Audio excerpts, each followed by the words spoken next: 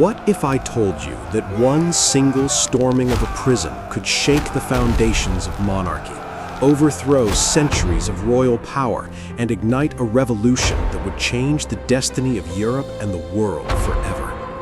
In 1789, inside the heart of France, anger that had been building for generations finally exploded, and what followed was not just a political uprising, but a dramatic human tragedy filled with hope, blood, courage, betrayal, and transformation.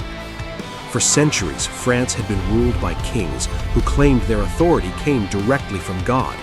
At the top of society stood the monarchy and nobility, living in luxury, surrounded by golden palaces, fine clothing, and endless feasts. Below them was the clergy, controlling education and religion, and at the bottom were the vast majority of the population, farmers, workers, merchants, and craftsmen, who paid heavy taxes, struggled to survive, and had almost no political power. This system, known as the Old Regime, created extreme inequality, where wealth and privilege were inherited, while poverty was passed down like a curse. By the late 18th century, this fragile structure was beginning to collapse. France had spent enormous amounts of money on wars, including supporting the American Revolution. The royal treasury was nearly empty. Crop failures caused food shortages. Bread prices skyrocketed. Families went hungry.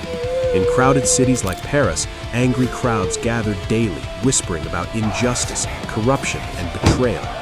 Meanwhile, philosophers and writers spread new ideas about freedom, equality, and human rights, challenging the belief that kings were chosen by God.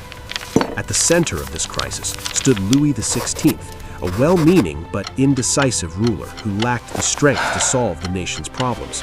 Beside him was Marie Antoinette, whose luxurious lifestyle made her a symbol of royal excess in the eyes of the suffering public.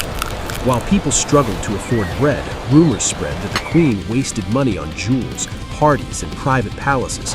Whether true or exaggerated, these stories fueled hatred and resentment. In desperation, the king called a meeting of the Estates General in 1789, a representative assembly that had not met for over 170 years. It included members of the clergy, nobility, and common people. For the first time, ordinary citizens were given a chance to voice their complaints. But instead of solving problems, the meeting exposed deep divisions.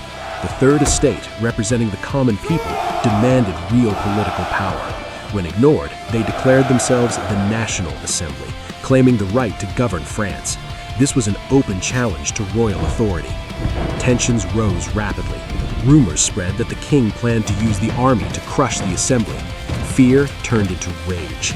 On July 14, 1789, thousands of Parisians marched toward Bastille, a medieval fortress and prison that symbolized royal tyranny.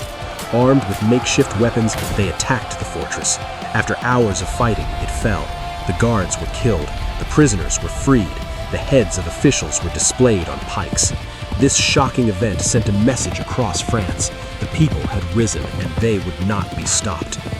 News of the fall of Bastille spread like wildfire. In villages and towns, peasants attacked noble estates, burned records of taxes, and seized land. This wave of violence, known as the Great Fear, destroyed the old social order. Terrified nobles fled the country.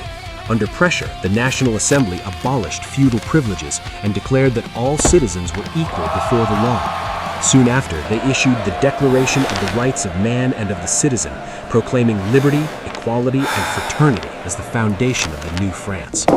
At first, many hoped the revolution would create a constitutional monarchy where the king would rule with limits, but trust was already broken. In 1791, Louis XVI tried to flee the country in secret, hoping to gather foreign support. He was captured and brought back to Paris in humiliation. This act convinced many that the king was a traitor. Public opinion turned sharply against him. Meanwhile, foreign monarchies watched with fear. They worried that revolutionary ideas might spread to their own people. Austria and Prussia threatened war. France responded by mobilizing its citizens. Ordinary men became soldiers. The nation went to war in the name of revolution. The conflict intensified internal divisions and pushed politics toward radical extremes. In 1792, the monarchy was abolished. France became a republic. Louis XVI was put on trial for treason. In January 1793, he was executed by guillotine in front of a silent crowd. Months later, Marie Antoinette met the same fate. The era of kings in France was over. But instead of peace, the revolution entered its darkest phase. Power now fell into the hands of radical leaders like Maximilien Robespierre, who believed that only fear could protect the revolution. Under his influence, the Committee of Public Safety launched the Reign of Terror. Thousands were arrested, trials were rushed, the guillotine worked daily. Nobles, priests, politicians, and even former revolutionaries were executed. Fear ruled the streets. Neighbors accused neighbors. Friends betrayed friends. The revolution began to consume its own children. By 1794, public anger turned against Robespierre. He was arrested and executed, bringing the terror to an end. A new government, the Directory, took power. It promised stability, but was plagued with corruption and weakness. France remained at war with much of Europe. The nation needed strong leadership. From the chaos emerged a brilliant young general, Napoleon Bonaparte. Through military victories and political skill, he gained popularity and influence. In 1799, he seized power in a coup, effectively ending the revolutionary period. Within a few years, he would crown himself emperor, transforming revolutionary France into a new empire. Yet the legacy of the French Revolution could not be erased. It destroyed feudalism, it ended absolute monarchy, it spread ideas of citizenship, human rights, and popular sovereignty across Europe and beyond. It inspired future revolutions and reshaped modern politics. It showed that ordinary people could challenge kings, rewrite laws, and reshape history. The French Revolution was not just a political event, it was a human drama of dreams and disasters, courage and cruelty, hope and horror. It began with hunger and injustice, rose with ideals of freedom, descended into bloodshed, and ended with empire.